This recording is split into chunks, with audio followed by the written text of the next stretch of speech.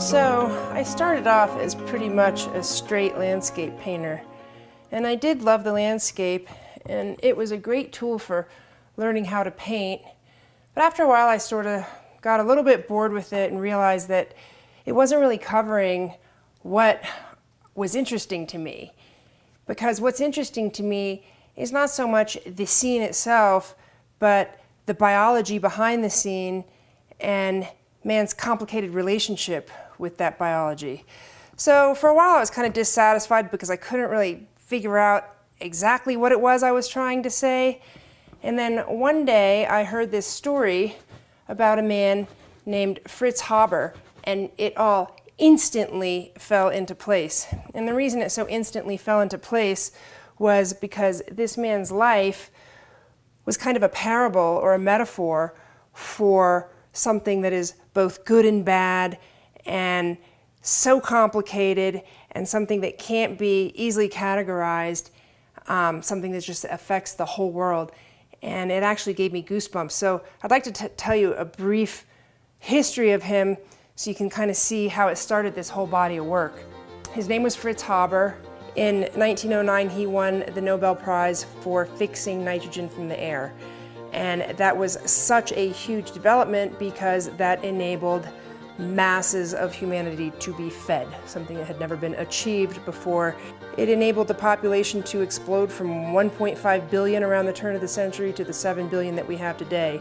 Caused a whole host of good things and caused a whole host of bad things. The same man also created cyanide gas, he created mustard gas. His institute ended up coming up with Zyklon A, which the Nazis later turned into Zyklon B, which was the killing gas of the Jews. And this man was Jewish. So his story spawned this whole body of work because his story is both good and bad.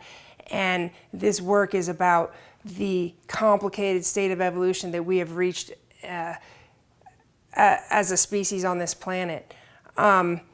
This piece here is called the Haber process. And it just shows growth, growth, growth, because that's what the Haber process was about. And there's no tension in this piece. It's glowing, it's hopeful, it's happy, because that's what it was. Nobody knew the downside of that process. This piece is called 100 million tons, both because it's huge, but also because that is the amount of synthetic fertilizer that's produced every year in the world. 100 million tons. In fact, they estimate that half of the nitrogen in your body has been through the Haber process. And this piece is beautiful. It shows lush growth. It's all positive. There's no tension in the piece. You can see the sunlight coming through because it was kind of seen as a miracle. It was sort of like a cure-all at the time. Just like with everything in life, you don't know what the consequences are till later.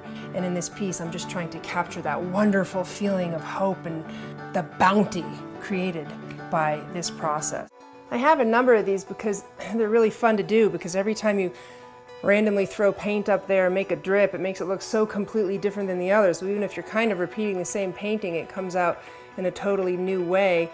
And it really so accurately describes what I'm trying to paint, because from far away they look like beautiful functional landscapes, just like our planet still looks like a beautiful functional planet.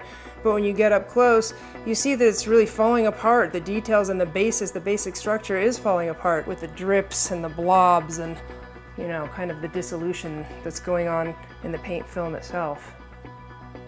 So I don't really want this work to be seen as a value judgment, not positive or negative. It's not the judgment of whether it's good or bad that's as interesting to me as just the state of affairs and the interrelationships. And I want people to look at it and say, yeah, that is how it feels to be a member of this planet at this point in time. I feel just the same way. I get that, without turning it into an issue. I don't want it to be issue-based art. I just want it to be stating how it is right now at this complicated point in our evolution.